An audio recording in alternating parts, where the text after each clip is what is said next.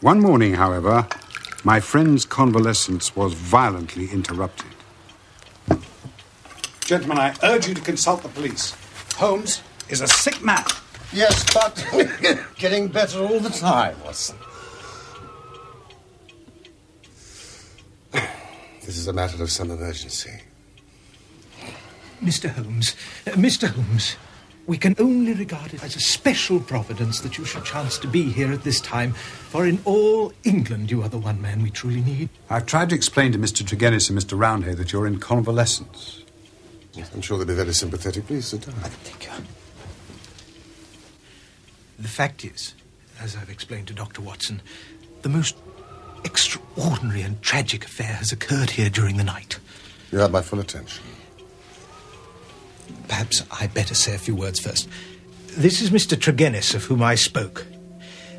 Now, Mr. Tregennis spent last night in the company of his brother George and Owen and his sister Brenda at their house at Tredannick Water.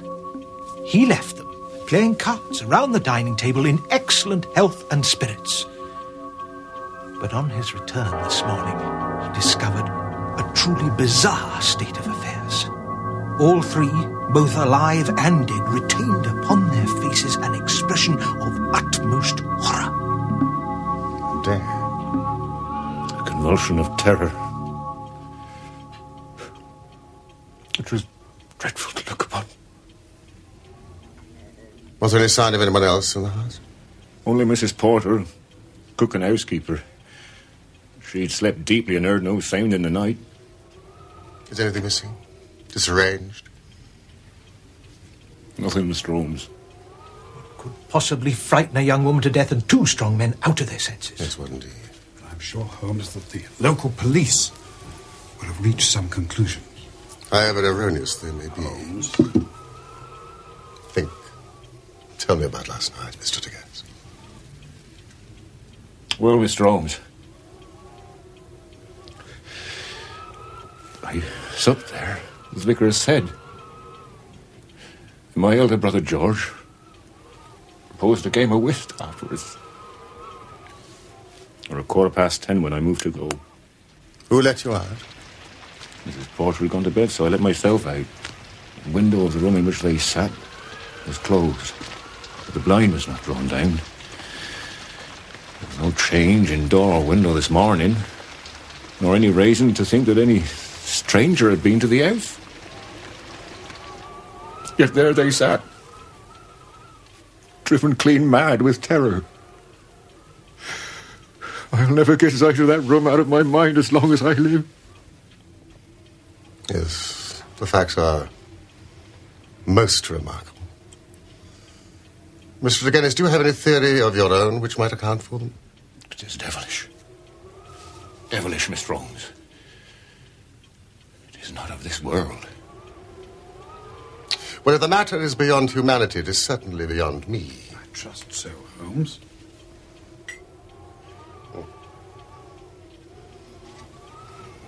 Now think. Think very carefully, Mr. Tregennis, about the evening that you spent together. Does anything stand out in your memory which might throw some light upon this tragedy? There is nothing, Mr. Holmes. Were they nervous people? Did they ever show any sign of apprehension? Not to my knowledge, Mr. Holmes. Then there's nothing in which you can assist me.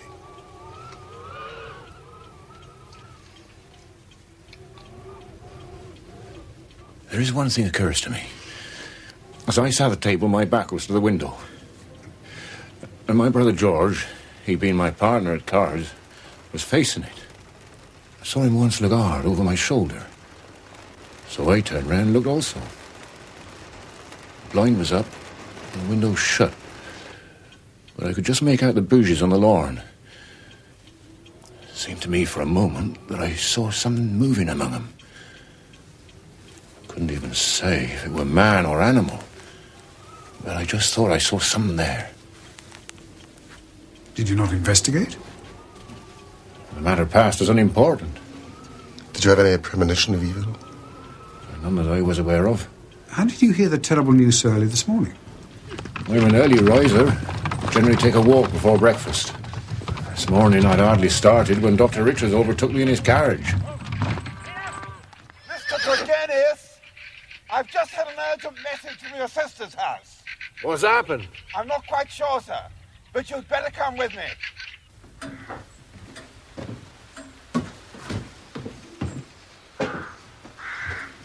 She's been dead at least 6 hours. No sign of violence. How? I've never seen the like, Mr. Tregennis. Not in all my years as a... You all right? I've got you. Over here. That's there we go. We nearly had him on our hands as well.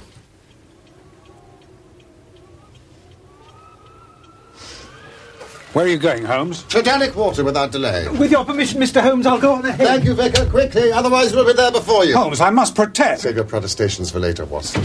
Much later. I gather you were divided in some way from your family. That is so, Mr. Holmes. Though the matter is past and done with. All was forgiven and forgotten, and we were the best of friends. We were a family of tin miners at Red Ruth. Sold out our venture to a company. And so retired, with enough to keep us. I won't deny there was some bad feeling over the division of the money. It stood between us for a number of years. Nevertheless,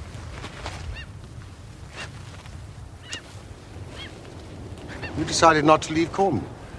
I suppose I entertained some hopes of returning home one day. Holmes!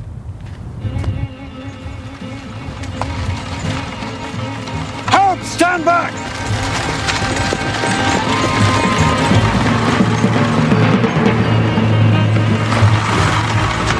My brothers.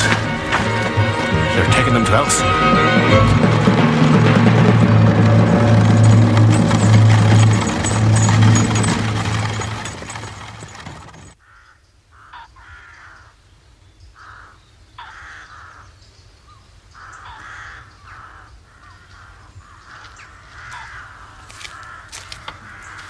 It's a lovely house, Mr. Tregennis. It's a very sad house. This is the window through which you saw the shadowy form. Approximately what distance was it from the glass? I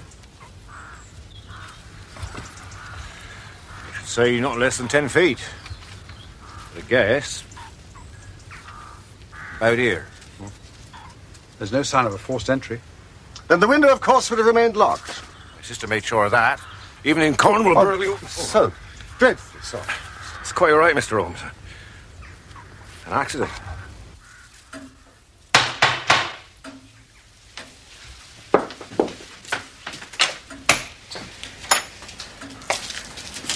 Thank you. Could you let Mrs. Porter know I'm back?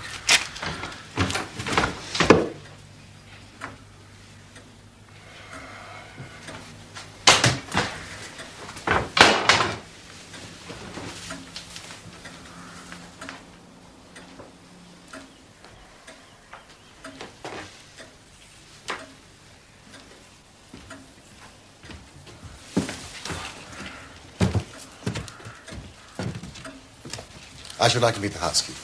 Of course. Oh, but please, try to avoid causing further distress.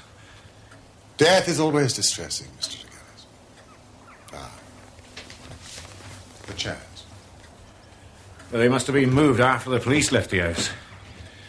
That one here, Mr. Holmes. One over there. This one here. And this one over here. Has anything else been moved? All is as I remember it. You must understand there was a great deal of fuss and confusion when I arrived this morning. Things may have been moved without thought given to their significance in a criminal investigation. Criminal. That is a very interesting word. So you no longer subscribe to the theory of a supernatural explanation? I don't know. Where were people sitting? I sat here, facing Georgie, my brother George. Rainer sat next to me, Owen across from her. Oh, that's curious. What? I mean, from this position, the figure outside of the window must have been well over 6 feet. can only tell you what I saw, Mr. Holmes.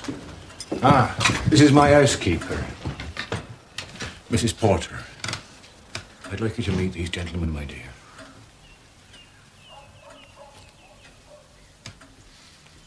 She was so beautiful. So beautiful. She is still very upset. We're all very upset, Mr. Roundhay. Come and sit down. I'll not stay in this house one moment longer than I have to, sir. I shall rejoin my family in St. Ives. But you're part of our family. The family Tregennis is dead, sir. Dead or as good as. I'm still alive. Mrs. Porter.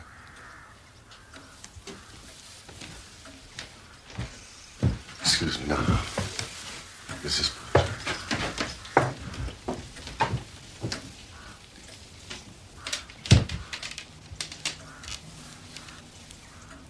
My name is Sherlock Holmes, and I'd like you to tell me all that you know. Mr. Holmes is a detective. He's going to try and find out what happened to Brenda. Don't you worry. Please, leave nothing out. I can tell you very little, Mr. Holmes.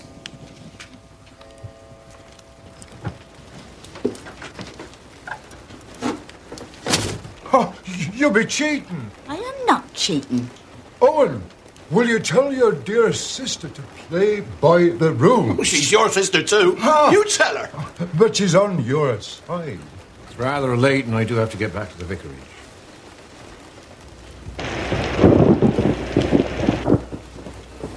Mortimer, you must stay here for the night. Oh, please say you will. Well, don't force him to stay if he doesn't want to, Brenda. Oh, really? I thought we'd put an end to our squabbling. Mortimer is just as much my brother as you and Georgie. Don't worry, dear brother. I know where I'm not welcome. Then why visit us at all? You disowned us. Or have you forgotten? We'll be all right now, Beth, if you wish to retire. Is Mr. Tregennis staying with us tonight? Why? Do you also object to my presence, Mrs. Porter? Mortimer! I want to know, should I air your room, sir? Sorry. Thank you, Beth. That'll be quite all right. Mr. Tregennis will not be staying. Very good, Miss Brenda. Is it customary to have a fire in the room at this time of year? It was a cold and damp night, Mr. Holmes. Well, I must say, I thought it was rather humid. I suffer with a mild blood disorder. Feel the cold on even warm nights. I know how you feel. Now, Mrs. Porter, was the door to this room closed when you entered this morning?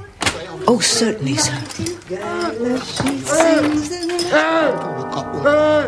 You nightingale, as they sing in the valley below, as they sing in...